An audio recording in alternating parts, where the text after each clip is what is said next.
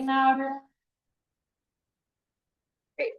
Bill Lipsky, Present. Alan Watkins, Here. Mara Banks, here. Jason Broughton, Here. Billy Bravo, Joe Brito, Justin Chenault, Rupert Farley, Here. David Faust, Denise Flatley, Here. Robert Fogg, Glenn Goldsmith, Larry Gross, Here. Rebecca Heron, Here. Michael Hoyt, Cassandra DeGroot, David McLaughlin, James Morris, Here.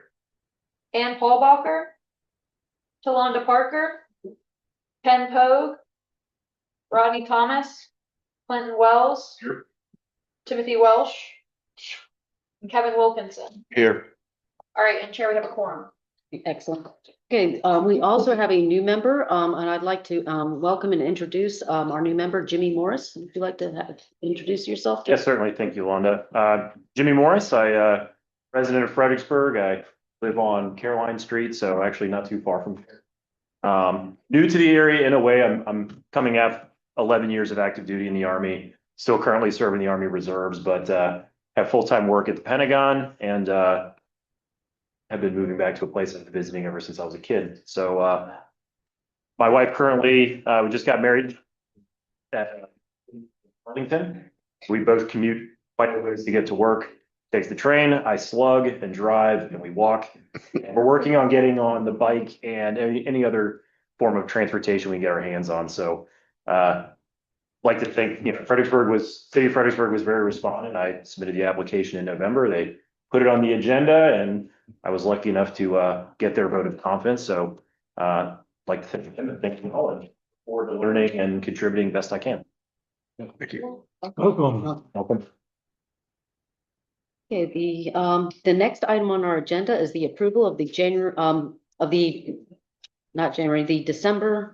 November 12th minutes. But the agenda. Oh, yeah, approval of the agenda. That's it. Thank you very much. Approval of the agenda. Is there a second? I'll second it. Okay, we have a motion by Rupert and a second by Alan Watkins. All in favor? Hi. Not in favor? Okay, the next item on the agenda is the approval of the November 12th CTAC minutes. This is Rupert again, and I move for approval of the minutes. A second. We have a motion on the floor that by Rupert and seconded by Jason. Is that correct? All in favor? Any none? Motion passes. The next item on the agenda is public comment. These are comments members from the public.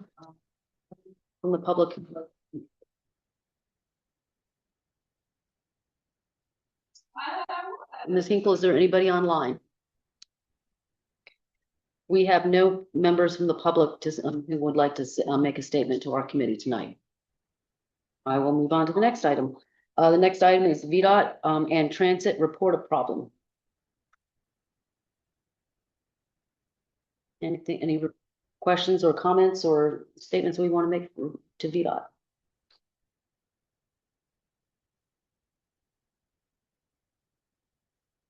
So we have no comments, no updates. I did have a question, and this might be answered under item 7B, but I'm going to go ahead and ask it. We know that starting in January, I think it's January 12th, the VRE, the long bridge is going to be replaced, and there's going to be train service is going to be stopped for 5 hours a day for the next 5 years. Has there been any consideration of how much, and there's a lot of freight traffic that goes on the trains. Has there been any idea of how much of that is going to be diverted from the rail to 95? I have not. Okay. Get that process. I think they're interested. Yeah, I was wondering, it might be DRPT. I think they're to be in. Yeah, okay. Thank you. Okay, All right, next item is item 7A, complete street survey results. Ms. Hinkle?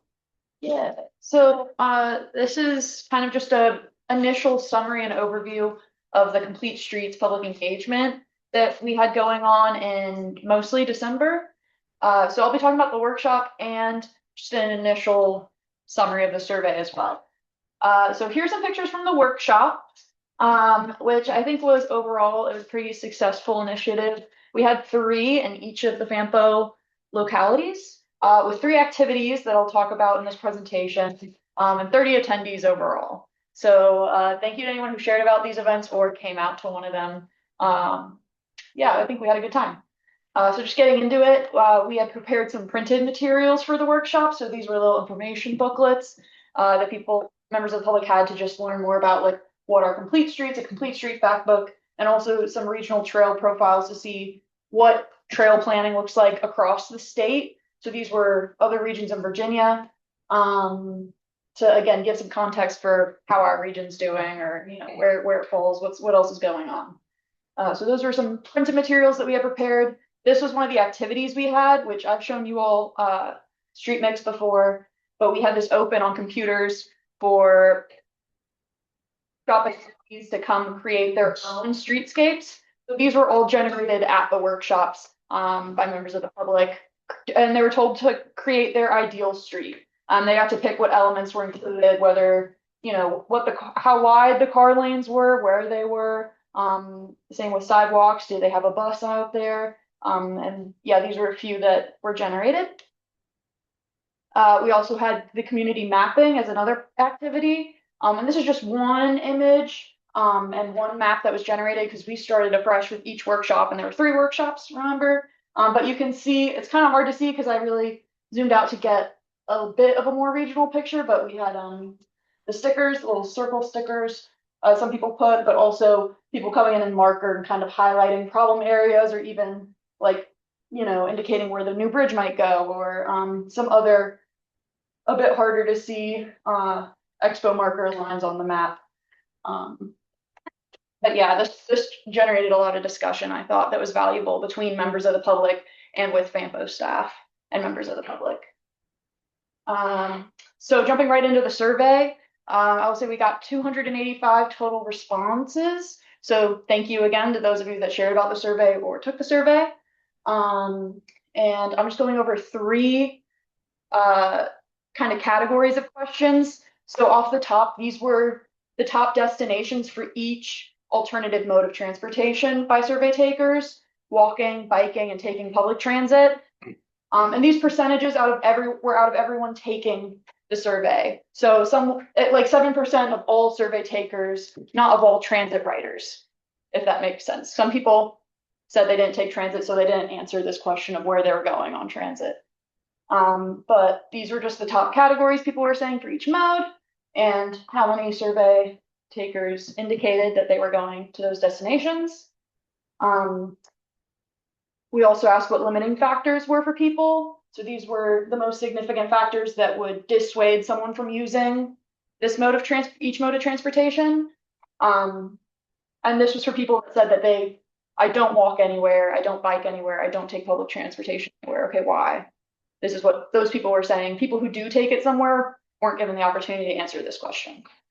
But again, the percentage is for all survey takers. The last, just kind of brief summary overview category I'm giving you is supported improvements. Now, all survey takers were able to answer this question, and these were the top suggestions, a lot of which, or for the top 2, was about not necessarily improving existing infrastructure, but more infrastructure. Though safety was a concern, specifically at intersections, a notable concern for both walking and biking. And then, yeah, transit looked a little bit different, but overall wanting, I guess, expanded service, I would say. And so I know I went through this really fast, but we can go back and look at any slides you guys want. Also, this is the tip of the iceberg, and I'm going into all these things with a much finer grained break. And everyone had the opportunity to type up just a free response And all of those responses have been logged already in our draft plan for reference later. And yeah, just going through, looking at it all, but this is just my initial swipe off the top. And the survey closed on January 1st. So pretty hot off the press for you all. But yeah, I'll take any questions or comments. So one thing is, I noticed that, this wasn't linked on the agenda, and I'm assuming it's because it's so hot, it would have burnt the internet. Right. Okay, so yeah, because the survey closed last Friday, I guess, and this agenda went out on Friday, I think. Or maybe, yeah, and I wasn't working on Friday, so I wasn't around to do it. But yeah, basically, actually on Sunday, I closed the survey over the weekend and went through and compiled all this on the weekend. Just You are the first committee receiving this. yes, it is. This same presentation is linked on BPAC's agenda, which is on the website right now, to go get it on their own device. Plus policy committee as well. Oh, that's true, and the policy committee, and it will be on this recording after, but then that's, yeah. Great. If you want to, you can also just email us directly. We'll send it out to you. Yeah, totally. So the big thing you heard was that people want more facilities.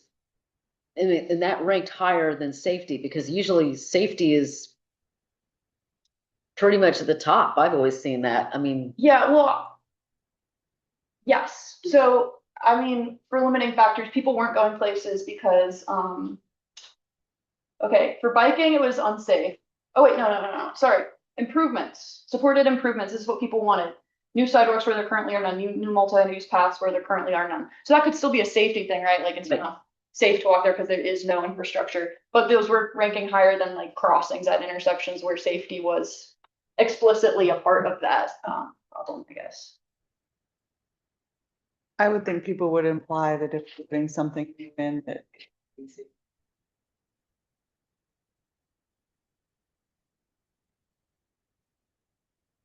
Yeah, because again, to go back, yeah, safety was pretty predominant for at least these two, but again, it's kind of interesting how it ranks in walking. Can you go over the little bit of the detail of the cross sections? Oh, the street cross section? Yeah. Yeah, so these was just this up here in the corner, which is hard to read, was the kind of instructions for how to do the activity for people that came out to the workshops. And not too many people participated in this activity. But I've shown you all street mix before. It's just like a website basically where you can come in and really click and drag and customize streets to your heart's desire. And so it was an experiment to include it in a public workshop, I would say. I mean, I've never done that before. I kind of had some cautious feedback that it wouldn't be a popular thing, and I don't think it was the most popular thing, but I did think it was still a way to engage, and this is what people generated with that. They got to name their own street. I encouraged a couple people to name it after themselves, if they were struggling to come up with an idea. But other than that, it was really free form, I would say. I wasn't really hovering over people's shoulders, just let them do what they wanted to do. And it didn't generate discussion either. People kind of did it, saved it, so we had it, but I couldn't tell you too much about what they were thinking because the map was generating a lot of conversation, and I wasn't talking with too many people at this activity, but that's how it went down, I guess. Or if you have any more specific questions, anyone about this. Is there a reason people need a ditch to have their folks fall into? Where? Oh, this. Yeah. So that's actually a symptom. So one of the things you can do is change the width of the street. But it takes a little bit more like knowing where to click and going into it. So I think you could shrink the street size and then this would go away, but if people just didn't want to fill up the whole street that was available to them, they would just leave a ditch. So that wasn't something they put in, but it would have been left over by not filling it with something else. So is that a part of their ideal street? I don't know. Maybe it's a culvert. Yeah. But yeah, I Should. can't answer that question. Maybe I'll reach out to Emily, see what she needs.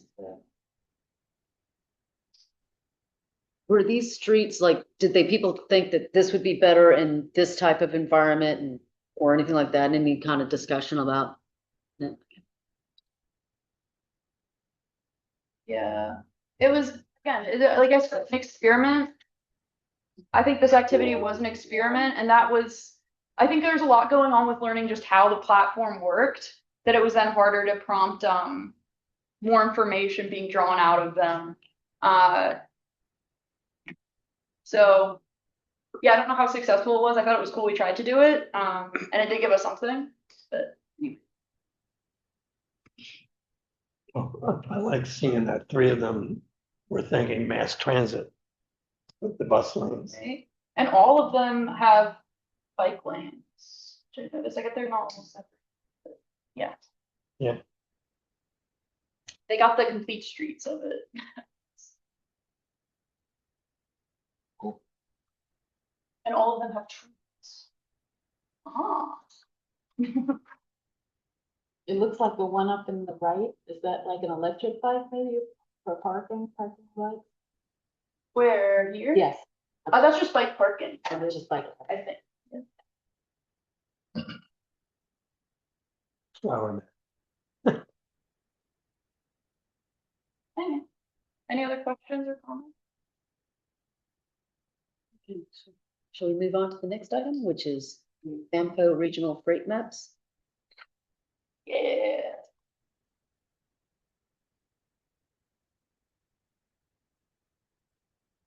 Great. So this is going before you all after it's gone to our technical advisory committee earlier this month. Oh, as you can see here, earlier this week, actually on Monday. And we're also going to be sharing this with our policy committee next week. But these are just some maps I made about freight volume in the region, what it looks like. And I did want to point out there's some gaps you can see here on 95. That's not where freight volume drops to 0 suddenly. That's just where there was some data issues, data issues. But I did this in 2 ways: truck volumes and truck percentages. Here they are side by side. And for the counties, this is 2024 data, and for the city, it's 2022 data. And all the truck volumes are figured out through Virginia Open Data, which anyone can find. And these bins for each map were selected, and these maps were pretty much replicated from the Hampton Roads TPO, or Transportation Planning Organization, that has a really great interactive freight tool on their website. So I looked at that and was inspired. And with their bins, not only can we get an understanding of freight in our region, but also how it compares to another region in the state, which I thought was interesting. So anyway, yeah, these are the Hampton Roads maps by just volume, and volume as a percentage of total roadway volume, and back to hours.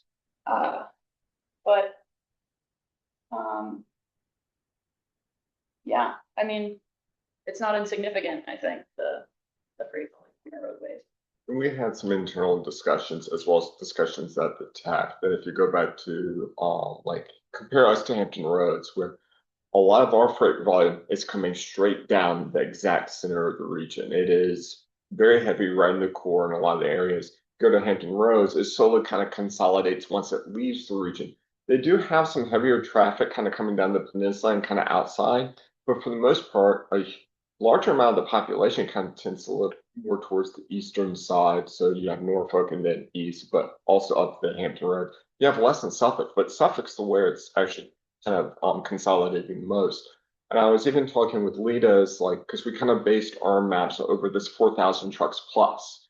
If we go back to our map, 95 is 4,000 plus, but it's 19,000 trucks. Versus Hampton Roads, I'm not sure if they have a roadway that's over 15,000. So we're kind of trying to figure out maybe with our scaling of what counts can we kind of do to better illustrate that, to give a better apples to apples comparison. But for the most part, it's actually rare to see truck volumes over 10,000 trucks on a facility. And the idea that we're doubling that through our main corridor is significant. Now, I think Hampton Roads does hit down on like 58, kind of past Suffolk there. But beyond that, their volumes are actually going to actually look a lot lower if we readjust the scale. That's something that we've been discussing internally, but I wanted to kind of point that out as that's kind of a big key takeaway when we're looking at these free volume maps in our region. Is it also a symptom of the fact that there's more kind of inroads and outroads? Infrastructure? in the Hampton Roads Oh, yes. area than here, we just kind of have one. And we Yeah. built an Amazon facility on it, so. Hampton Roads is like a big giant cul-de-sac. And you can get in and out of there all over the place. I used to live there, I lived there, it's a That's a big good- giant cul-de-sac. The tunnel. The tunnel in it. I mean, yeah, with the little donut at the end, but yeah, that's what it is, and there, I'm really surprised to hear that. That they have, actually, we have more trucks, which is really on 95, because they have in Portsmouth, that big giant terminal. The ships come in and Yeah, but I think they're cross-loading that on the trains there, right? Bingo. Trains, They have a okay. very large train facility. And they actually have several ports operating. It's not just one. They have several terminals operating. But as you can see, they can kind of they come in, yeah, perfect, right? Basically in that region. They have a lot of lesser routes. Now, some of their main routes, I'm trying to think of the last time because we went down to the port recently. Like they have a lot of freight, like let's not do it, but they're able to disperse and then they all consolidate once they have to get to the main roads going outside of the region. That's the reason why you see it consolidate kind of there on that's 58 and 460, and then you kind of see it sort of coming back up on 17 and to a lesser extent 64 coming out. But yeah, you see it consolidate there. Meanwhile, we're kind of that middle point. We're almost more like Suffolk, where it has to come through our region because it's going either Richmond or DC on either side. So we're the consolidation point. Is there any reason why it thins out past Williamsburg on the right? It looks like it's dark purple, and then once you hit like, yeah, almost Newport News, it sort of, is that? It's probably the increased transportation network there. You see a lot of light purple or medium purple kind of coming down. It's still staying there. I'm looking at the absolute ones on the left, but you see that they're kind of dispersing to different things. So they're probably loading at different, I wouldn't say facilities, but it's like different destinations all along the middle peninsula there. Shouldn't say middle, it's the Anheuser-Busch or something. I'd be interested to look at like where manufacturing facilities are in relation to this. Yeah. You know, Amazon also, if you've got like a big, distribution center. As I was saying, I was thinking Anheuser-Busch is probably right, that purple ends. yep. And I mean, that would be Chesapeake. City of Chesapeake. That's Priorities. areas and And then the right side map is actually affected by its percentages of trucks or overall. So the more vehicle traffic you right. have for personal vehicles, that would kind of dilute that number there. Okay. Would you go back to our region again? Yeah, regarding that too, noticing that as far as the percentage goes, on 95, especially in the northern area, it's between 10 and 15%, Right. even though it's 19,000 vehicles of volume wise. Whereas if you look on Route 17, you can see that it's over 4,000, obviously not 19, but it's over 4,000. But it is 15% or more of the vehicles that are traveling on that road. So there's a little bit of a, kind of a clue right there as to what's going on. Yes.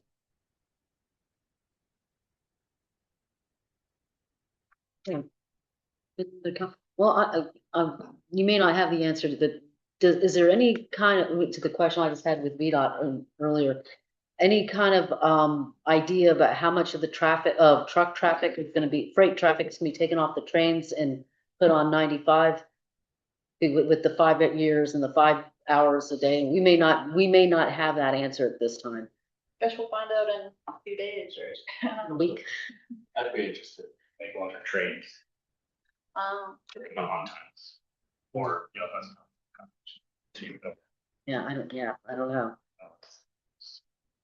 One of the things that came across my mind as I'm driving up 95. So it'll just get worse. That's what I'm thinking.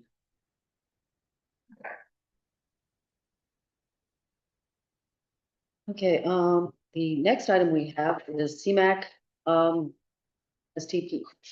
how to say, STBG and CR. Congestion mitigation, quality surface transportation block grant, and carbon reduction program. So those are the updates. That's all the acronyms. It's okay. I still stumble over STBG. It took me like 2 years to get that. In any case, this was the presentation we gave to the TAC, which are also the applicants for this program. So FAMPO basically is tasked with distributing and allocating approximately about $5 million a year in these 3 separate kind of funding categories. Our call for projects are for fiscal year 31 and 32. So we're typically allocating 6 years out into the future.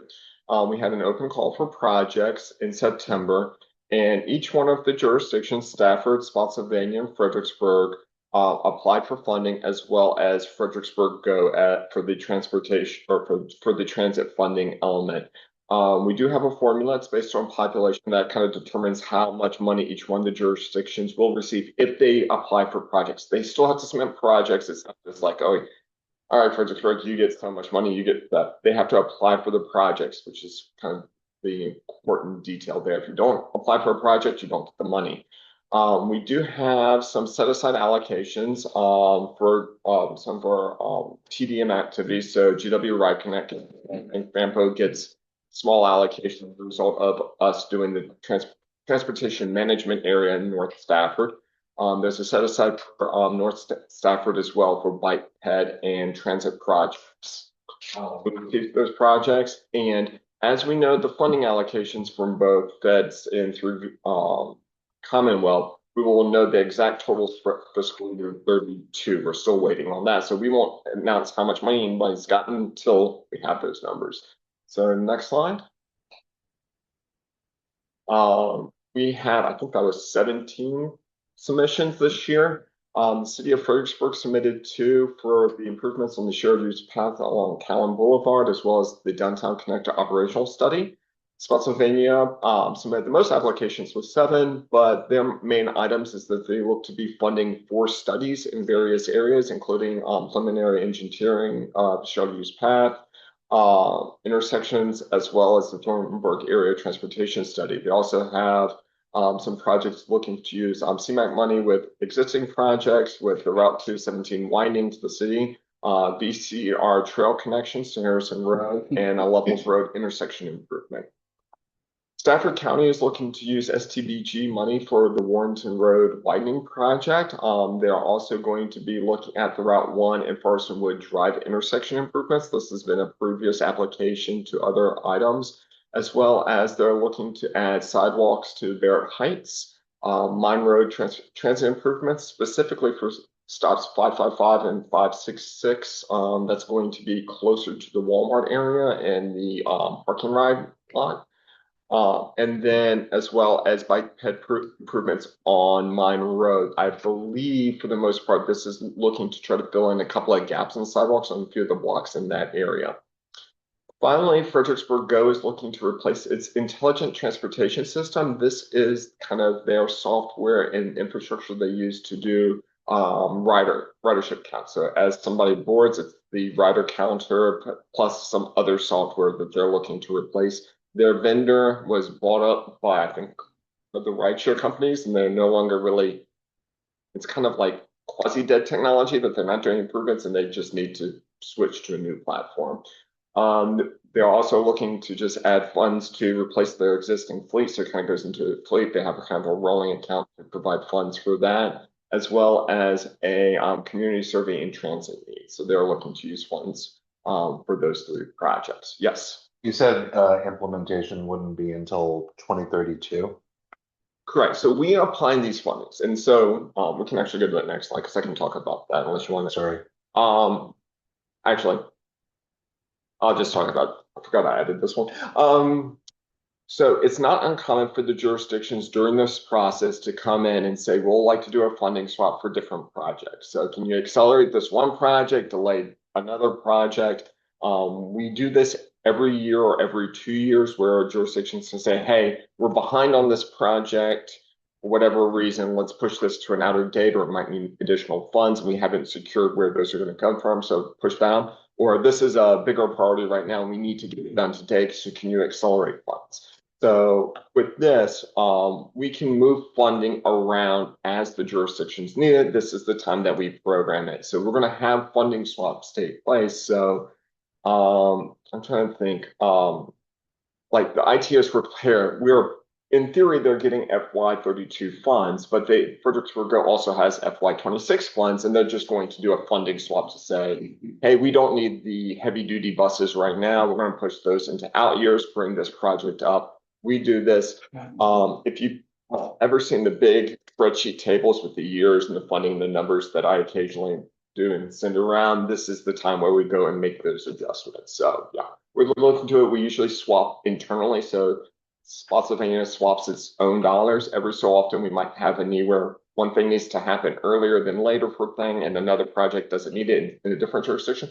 That's very rare because we try not to swap jurisdictions on this, but we always make it always a wonderful exchange. So that does happen, but we do that each year. Cool. Next slide. Two other projects that were added by the policy committee. So they basically approved the action of purchasing 2 new bike pit counters for approximately $20,000. So that's going to be worked in. That's already a project to be quasi-approved at this point in time. And they're also discussing spending money for a MyQ simulation modeling the Route 3 and Caldy Silver Parkway at Mall Court intersection. The one that's closest kind of to the interstate there, so they can have a better idea of how potential transit roadway improvements at that intersection could work, particularly if they punch through to the mall. Will it disrupt that intersection or not? They're looking to look at modeling activities, and that's going to cost between $26,000 and $32,000 at this point in time. They haven't decided whether or not they're going to do that, but they wanted staff to prepare 2 alternatives where it's in and it's out when it gets approved later in the year. So next slide.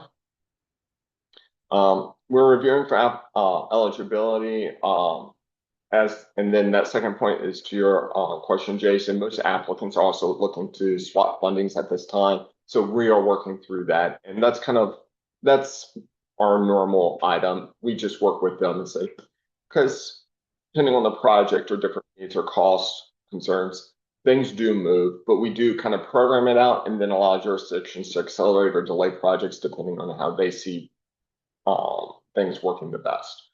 We're looking for knowing the funds later in the spring, and then you'll probably get that big spreadsheet. I'll kind of show you what's going on and do that. So just in case if you're talking with any of your jurisdictions that they say they have a project application or something coming in, this is what they're might be talking about. There's other funding sources such as Smart Scale, the bigger pot. And a lot of times these funds go in as seed money, as leverage funding for that is external to just general revenue from the jurisdictions. So that's that. Just wanted to keep you updated. Does Fredericksburg Go still fare free? Right now, yes. So some of the projects that they had was like doing surveys, community surveys, and also the ITS, the counting. So it sounds like that's probably they're looking at that and trying to see if they want to continue that. That would be a fair assessment, yes. Anyone else have any questions or comments? We look forward to March. Next item on the agenda is staff reports. First one is item 8A, reminder about the FAMPO and CTAC 2026 calendar. All right. Yes. So just letting you know, the calendar is now set and improved. Policy committee made one small change. I think that was for November in 2026. But this is now the set and approved calendar. So if you ever need anything, feel free to reference this, or you can go also online. We keep this calendar available online. Just to note, because we were made aware of it, when we were doing some internal work on cleaning up our own Microsoft Outlook calendars, it emailed some of our more existing or long-term tenured CTAC members, which canceled it event. So if you get an email with the next 2 days about CTAC meetings, that's probably me going in and cleaning, but I think it's only going to be impacting about 5 or 6 people. So it's just a really old calendar invite that we just need to clean up. But this is the official calendar. It includes all the CTAC changes as well as all the committee changes. So we're good. Okay, next, item 8B, Technical Advisory Committee. Yep. So the Technical Advisory Committee, you've actually seen much of their materials. The only kind of real outstanding item that we are not currently discussing is their smart scale applications. Right now they are building kind of the strategy and application packets to go after the state funds. The projects themselves have actually, for the most part, been decided. Now it's more of jockeying and kind of positioning from both, say, a staff level, because if there's been previously submitted, and a few of these were, it kind of has to kind of be kept submitted in the same way. Once you do introduce it, you don't want to swap it. So, for example, the I-95 widening in Spotsylvania is going back before applying for these funds. It was previously funded as a FAMPO item, and therefore it's kind of remaining as a FAMPO versus, say, a river crossing, which has traditionally been done through FAMPO, would be going as a GWRC project. Whether or not it's on which list is kind of quasi-irrelevant. It's not a major deal whether or not. It's just that our region gets 5 applications depending on these 2 categories. And eventually one of the projects has to fall off. So as a project gets better or worse, or if it's not ready or it needs more time, or it may not have as much level funding, we get to screen in 5 projects, but eventually we do have to remove one with only 4 move forward. And then the state basically does not care if it's GWRC or FAMPO. It's just everything's compared against everything in the state.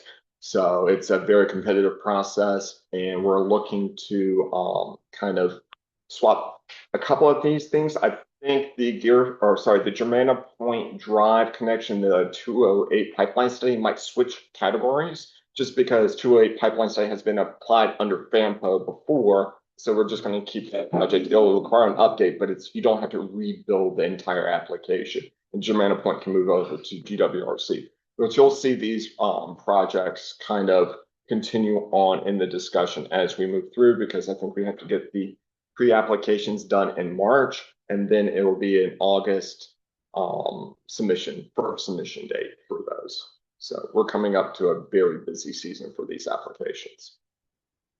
And there's a new project on the GWRC list. This is just an old presentation. Okay. There's 5 over here. It's another Route 17, Spotsylvania. So that's true. Lita, could you go up to the earlier slides that actually Oh, yeah. designated for each particular? You want to go up to, just so you can kind of go through them quickly so people can see exactly the areas that they're looking at.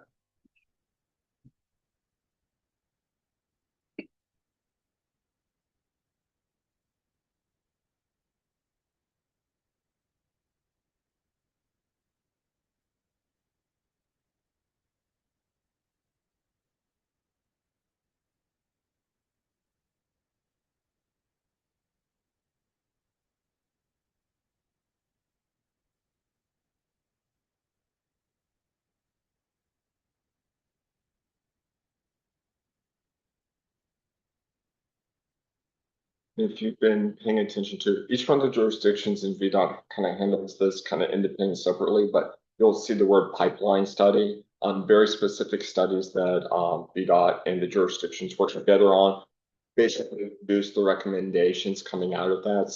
So to get onto the smart scale list, you more or less need a very robust study and in-depth look. Traditionally, it is a pipeline study in order to start being eligible to be considered. So even the projects, like while we're going with these projects, that determination was kind of already made like a year ago when we decided to do some of these pipeline studies, because that kind of sets of who's going to have enough information to be able to be a viable applicant for this smart scale fund. So it's kind of interesting that it's smart scale is done every 2 years, but it might actually be 3 or 4 years prior to when the kind of the decision was moving forward with this project. Self-interest. So. Second. Yeah, essentially, I think there's two separate ones for Garrisonville Road. There and is. two separate ones for Barrington Road too. It's a very difficult process to score points and actually keep your points with smart skills. There's a lot of point optimization that goes on in a lot of these discussions to make sure that we have projects that can score and projects that, because for every $10 million you cost, your points almost get. So you can lose points if you submit a $100 million project, even if it does amazing things, because it's going to be only receiving 1/10 point. And depending on what type of project, where it's located, can have other challenges. So our region kind of suffers from being in a 40 kind of radius of DC. So we have to absorb all their populations into the calculations. And so therefore kind of have a minor thing. So it kind of helps some of the more urbanized areas a little bit more, say Richmond or Hampton Roads, more so than us, we have to overcome. But other regions, particularly for like, say, Caroline County or King George, safety is a much bigger thing, whereas safety is a lot less of a scoring criteria for Spotsylvania and Stafford, and you can kind of get points in different areas. But if you want to go into a bigger thing, that's the reason why the TAC has a subcommittee on this. We've been doing the discussions and that we've been meeting with the jurisdictions a lot because we got to make sure that we get as many of these points in this competitive process as we can. Lita, could you go up to the single slide for the crossing?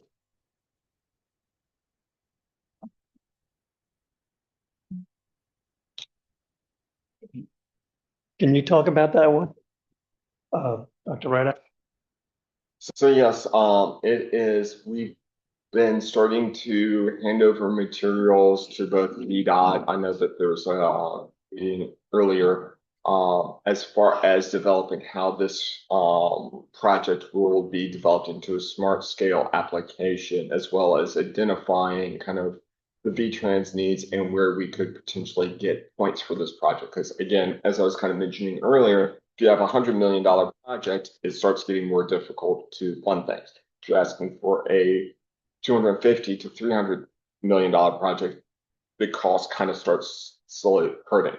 However, one of the mechanisms that you can do for things is that the CTB can elevate projects. And the best case example is the I-95 river crossing right here. It never scored well because it was too expensive, but it was pulled up as being a major priority area. And that's kind of part of the planning process for that. It's probably not going to score as well as far as on that metric, but it's going to be something that can be a very strong kind of candidate project to be elevated for a CTB choice. We've been working hard with that. In addition, we're looking to kind of slowly stitch different funds together. So we're also going for the RAISE grant for this project to start doing some of the PE. Because Smart Scale, while it looks at cost, it's what's really doing is looking for your ask. So if you can bring that cost down, so we only need to fund 50 million of it through this, it becomes a lot easier. And that's something that Richmond has been traditionally very strong at, getting projects like that. But yeah, this is still a project that is being built out and developed towards Smart Scale. So unlike, say, the 95 widening, which was a previous application, it needs a small update and it's ready to go. This one, VDOT is working with us to develop it. The VDOT district, as well as FAMPO staff, is working on to develop this application. And this is just one part of what was initially proposed for the project, correct? Yeah, so this one is just looking at it's going to be phasing. So this would be phase one, and it'll be connecting to Celebrate Virginia Parkway only. It won't have the connector road going up to Thomas Parkway yet. I think there's still some want to look at kind of what's how that intersection is going to look at Commerce, as well as kind of just adding the cost of that new roadway. And so again, it's getting back to cost optimization the same way that say the 95 widening is just doing southbound only for 95 widening, and then it's going to switch, and then northbound will be the next application, because it's kind of phasing that through multiple rounds potentially. And so that's one of the items that it's like, okay, what can we do to maximize the points versus costs on these applications? Would different funding from other sources be able to be utilized for the commerce connection? Yes. Okay, because right now, without having that connection, you're basically saying that in order to be able to utilize this, there's at the connection with Route 17, there's about 5 or 6 different little access points to be able to get on to Celebrate Virginia Parkway.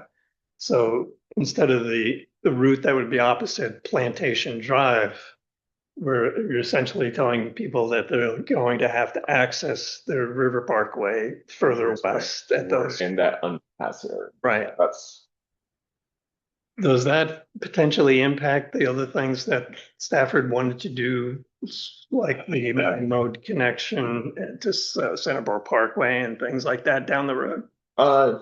for this, I mean, that would still be within their comprehensive plan and make that connection and punch through there. It's just for this project, it would be, that is the, would assume, way to do that cost benefit ratio wise is that if you can phase it, that works potentially fairly well within smart scale. So, Okay, like down near Richmond, the I-95 at Route 10 there, they're doing like phase 3 of that intersection improvement. So that is a common kind of tactic to say, hey, we're already doing this, look, it's already there.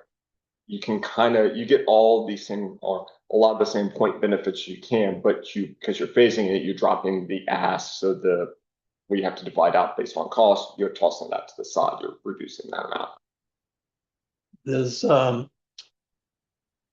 does estimate the Michael Baker, or does this change what Michael Baker International's cost estimate was for the whole project? For the whole project, no, but they are bifurcating it based on the different elements because they can start breaking that out. So that's what Did they, I know that the TAC had asked for that. Did that breakdown get completed yet? I'd have to check with Ian. I think he might have sent something out, but I don't know personally. Okay. All right, because it would be interesting to see if it's just this particular first aspect, what that cost would be versus the original total project, even though no doubt the prices will be substantially different, if and when it actually gets created. Does this, because we're potentially not using the commerce connection, does that change any of the modeling that had been done? There's a change to the model.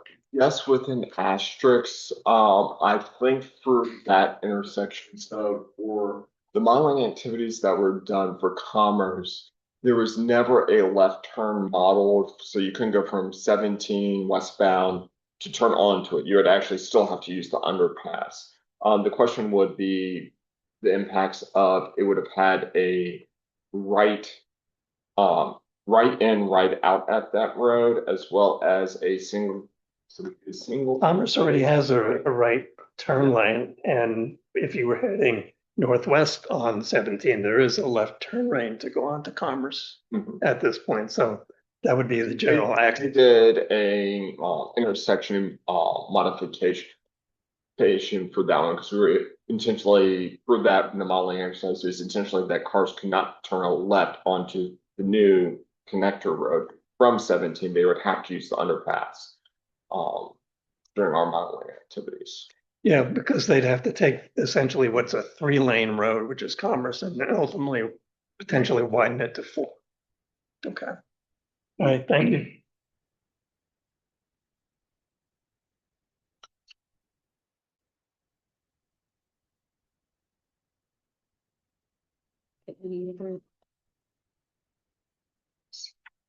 Okay. The next one is the Policy committee, smart scale regional data is basically that element, so cover that.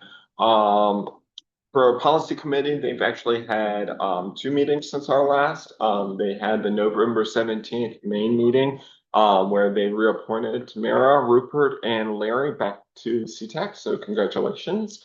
In addition, they also had a discussion about, oh, sorry, I'm reading from the technical advisory committee. There we go. They also had the discussion with the river crossing. We were Shelton, their consultant, also gave the final information as far as the river crossing report. Ian and Lita provided congestion maps, updated congestion maps that have our new approved model. If you want to take a deeper dive into those, let me know. We can pull that up for a later meeting. More or less, previous congestion models, it did not change the needle. Removing 20,000 people from our region, population-wise, basically kind of showed a region where we've worked across the point of where the feather breaks the back. And so the changes were relatively insubstantial. A little bit of help in Spotsylvania, particularly along the city line, but even then it was still looking at failing intersections at most places. So we did that. We've been doing, again, more freight elements. And then they've also had a survey out to their committee members. This is just for them to kind of identify kind of regional priorities. We're looking, because we're going to have some new policy committee members joining us in our next meeting.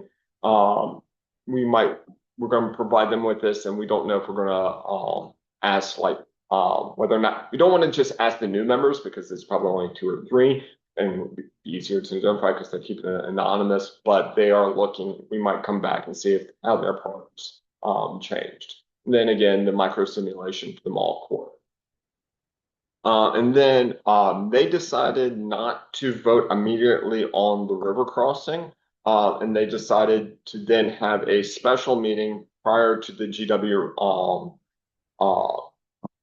regional council meeting, which most of them are also members in doing it, in order to adopt the river crossing as a document. So they kind of postponed that and gave themselves another week, and then came back and decided to go ahead and vote. It passed, I think it was 8 or 9 to 2. So yeah, and that was it. That was a 15-minute meeting just to do it and be done. And that is all as far as staff reports go. Next item, reports. I got something. I went to the Christmas party that we were all invited to, the holiday party that all the committees were invited to. The staffer, yeah. Yeah, there was woeful lack of representation by this committee. Given the amount of members that we have, it was me and Joe Brito. And yeah, so it was a good time. I mean, it was nice, nice little spread of food. There was even beer and wine, which was fantastic. I encourage you all, if you have not gone to one of these next December, please go, and don't make me be the guy walk around having to explain what it is that we do or that we exist. Please, I implore you all. Joe didn't want to do that? No. I never see the email. I didn't know anything about that. Oh, It was a Stafford County committee member. oh, was it? For all the different Stafford committees that they have, So That explains it. that's why you didn't get it. Well then, Al, I know. what's going on, man? I'll show up. There's beer and wine. All right. Next time. We're gonna know. Get us on the email. Oh yeah, I didn't realize it was just Stafford. Yeah. No, okay. Well, then everyone else can completely ignore what I just said. I went to the one you. Okay. Say that. Okay. I have a few things here. First of all, there's a new representative on CTAC who unfortunately just found out this morning that he was on CTAC, and his name is Michael Cattell. And he will definitely be here next meeting that we have in February. So he's actually the person who ran for supervisor from the Falmouth district. So he's got a pretty good background. I think he'll be a help to us.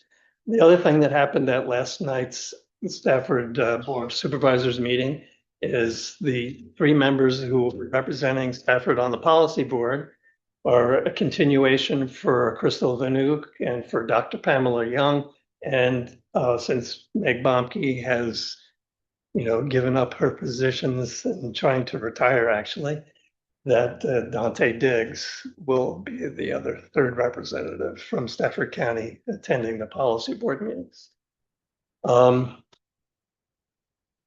Regarding the draft report for the river crossing, when I looked at the report at its, the great length, the over 700 or so pages that it was, I noticed that the only mention of what participation from CTAC was whatever had been potentially reported in newspapers or online news services and so forth. The only mention of CTAC's input was there. So I kind of took it upon myself to personally write something up that could be a public comment, since public comment was going to be included in the draft report.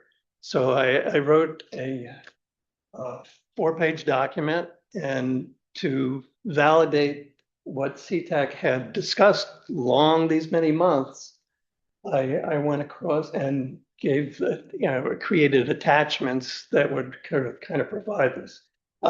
This is just for you to look. If you look on page 667 of the document, which is online, you'll be able to see this particular thing. And essentially what I did in the preface that is at the beginning is I started to think about when people were making the points that historically that the river crossing was going to potentially be damaging to the historical areas that are in Cannon Ridge and other areas, and of course how it was going to impact the environment. I started to look and say to myself, that's not really a problem as much as it actually could be an opportunity. Because essentially, when you're talking about where balloon launchings were or where cannon emplacements were, et cetera, et cetera, et cetera, it's on a map that's in a piece of paper or in a book, and it never gets experienced. I started to think that we could wind up using the parkway and the actual bridge to provide opportunities for people to potentially experience these things. Like we've heard stories about where the Native Americans used to place boulders in there to make it easier to catch fish.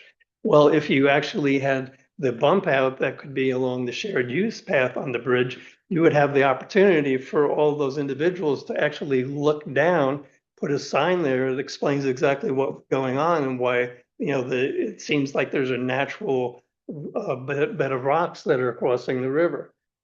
You also could have a bump out that goes to the locations that would show where these Civil War or Revolutionary War or Native American different locations were. So I looked at that, and that's essentially what part of the preface that's at the beginning. Again, you can read it if you have nothing else to do. As far as the other things, the things that we had talked about and discussed during our many, many meetings, the daily volumes that were on the different options, the travel time data, the environmental screening, the results of the second survey, et cetera, et cetera, et cetera. All of this stuff is kind of there. And it is, if you go to the last page, what I had written is after the final thoughts, there was an appendix of those 9 different documents. And if you want to scroll down a little real quick, these are things that you have kind of seen before. So they're there to kind of, validate the points that were listed there before. And one of the things that also took place at that meeting on the 17th is, and maybe one of the reasons that they had the meeting on the 24th, is one of the things that I had provided to supervisors and the city council members, going back, if you remember, when you were looking at the level of service data, what I pointed out to them is that along Route 17 and along Route 1, that there was a definite benefit. There was a reduction in time at those many different intersections that were along 17 and Route 1. But when you started to look at the delays that were along, the upper part of north of Central Park, along Gordon Shelton, along Bragg Road, along Fall Hill Road, and along the Carly Silver Parkway. And then also the ones that were down on Route 3, that when you compared option C to the no build option, the delays were almost identical. This is something I talked to you about it in November a little bit. But when the policy board saw that, they said, hey, wait a minute.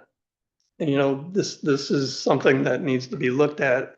So again, this information was talked about briefly at the meeting on the 24th. And ultimately, to a person, when they were discussing it, the policy board said that, they wanted to definitely look at something that could be done, possibly. And one of the things that was brought up was, well, what did CTAC actually say was a potential alternative? And that was the branch that went down across across the river due south and would connect directly to Route 3. And with the idea that maybe that would reduce the congestion that would take place on those existing ones. If you're taking 37,000 vehicles that are going to connect to Gordon Shelton Boulevard and then go down to the Carl D. Silver Parkway and then go to Bragg Road or Central Park or on Fall Hill Road, you can understand why there would be a lot of congestion there. And that same amount of congestion exists if you don't build a bridge. So that was what was kind of pointed out to them. So they voted on the 17th. And if we get the opportunity, if you could call up the policy board agenda for this coming Monday's meeting. Sure, thanks.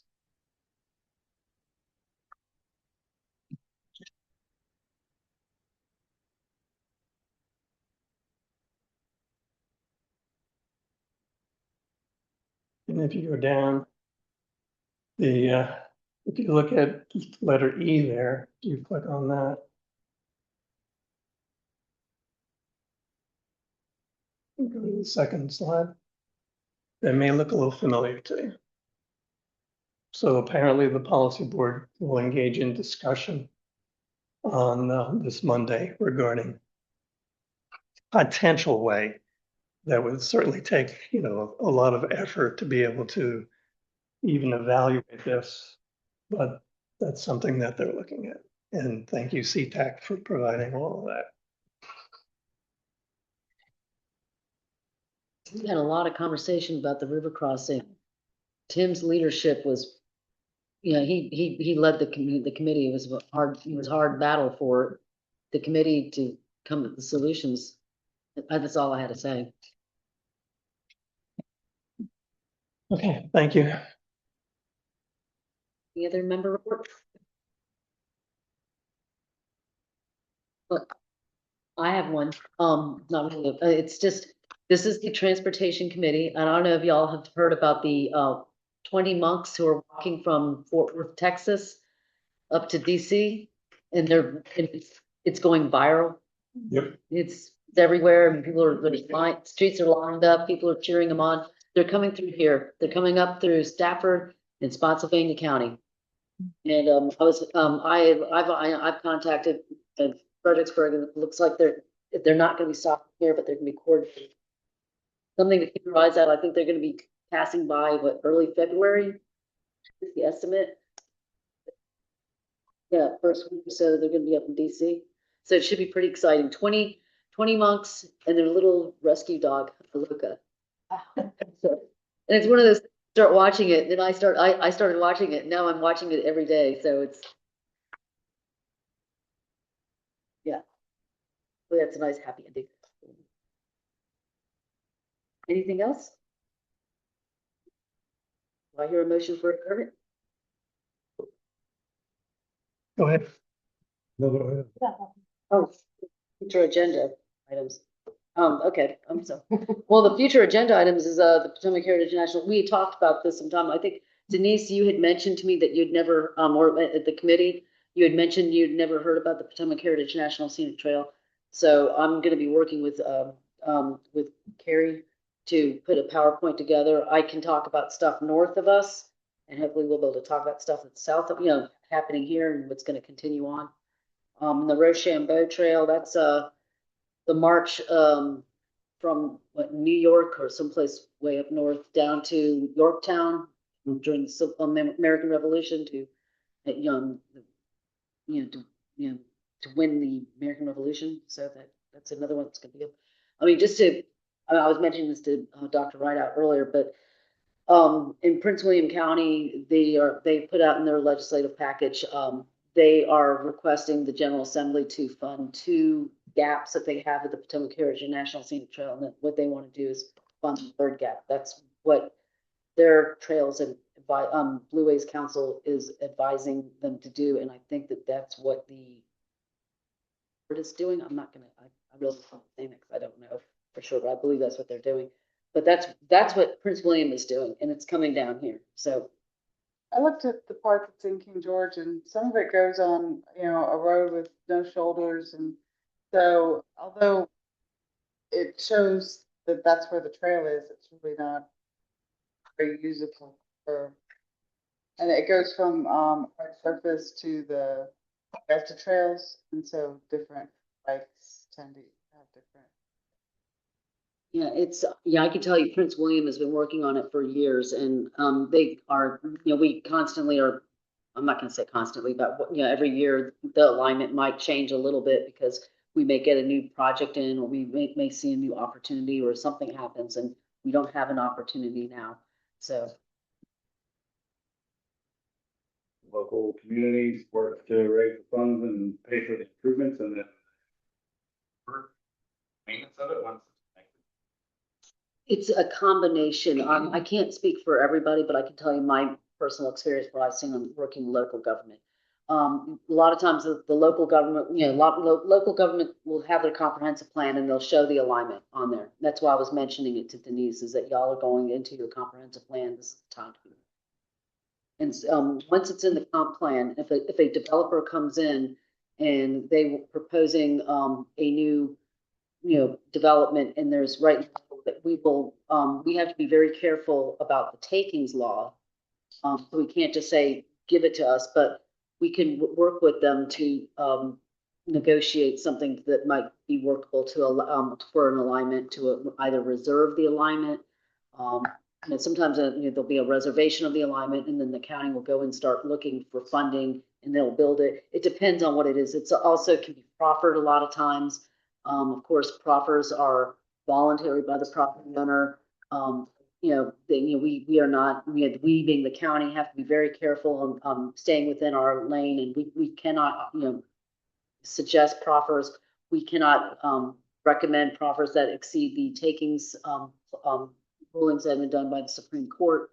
But at the same time, proffers are also voluntary to be accepted by the county supervisors. And if it's not, crafted to the way that they feel it acceptable, they don't have to accept the proffer. Yeah. There are additional points. So like earlier tonight in the CMAC, you saw the VCR trail. An element of that is looking to receive funds that the NPO provides to jurisdictions. Richmond has been successful, and actually even Pittsburgh here with elements of the VCR trail going after smart scale funding, so state funding. And then you even have things like the raise grant for the river crossing, but my former MPO actually did basically 40 miles of rails to trails through that level of funding. So you can go even to the feds. I think you saw this as well as within the Commonwealth Transportation Board. So that's basically the big state committee for transportation was talking about a rails to trails that was basically from Front Royal out to Shenandoah County, kind of almost to 81 there in Woodstock and for that area, and then down as well as far as I think that was like just reserving right away with DRPT and a entity out there setting aside just the land or acquiring, codifying, and buying the land for a large trail network out there. So that was more jurisdictions happening. That was at the state level. Should have done 10 years. And I worked on a trail in the Hampton Roads area, that basically, I worked in the city of Suffolk. I lived in Chesapeake, and then I knew people in Portsmouth, so I was able to coordinate with some other folks that we had a multi-jurisdiction trail that went from downtown Suffolk to downtown Norfolk. And then what we did is that we worked with VDOT to get grant money. There's some funny stories with that too, but, and then they work with Parks and Rec, there's all sorts of grants like that, so.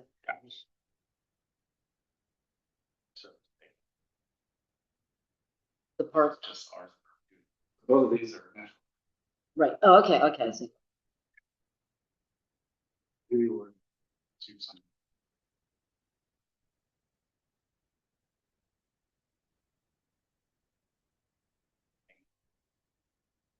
I will, I'm glad we're having this. I was going to skip over this because I just thought it was a future thing, but bringing this up, this will be things that I can look into and we'll make sure it's incorporated. I don't even know if I don't think the National Park Service, they haven't taken ownership in Prince William County, I don't think. Like, I'm just thinking it's like the canal path in DC through west of Maryland, that area. You have a couple of those. Those were like the Mountains to Sea Trail is partially done. Some of that, although there's a lot of public volunteer and organizations might have. I know they all are thinking, getting the Dargan Heritage Trail the park system of the state would take over that, but right now that's nonprofit kind of quasi-private organization maintenance, and then a lot of jurisdictions themselves, like I think the Fall Line Trail is the maintenance is by the jurisdiction. So it depends. I mean, there's pros and cons of who's maintaining it, because I think some folks would say it's great to have the feds doing it, but they're probably the slowest to respond. At least that was some of my experiences, but local jurisdictions can actually be faster, but they might not be able to do as much all at once as, say, a larger entity like the state. I'll look into that. I have a contact at the National Park Service who's managing it.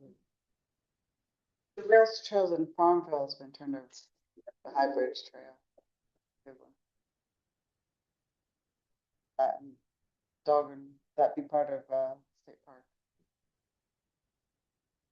And I know the ones in Prince William, some of it does go through state parks, but the state parks were there first. And that's really, I'm glad you brought those up, because if you have anybody here has any questions that related to trails like this, shoot me an email. And I will do my best to incorporate it into the PowerPoint. Sorry for almost overlooking that, but I'm glad you caught that, because I just figured it was a future agenda item that gave you something to chew on. Future agenda item. May I add something to the future agenda item? Can we ask a representative from FXBGO to come and talk about the new 35 buses and their plans on the route?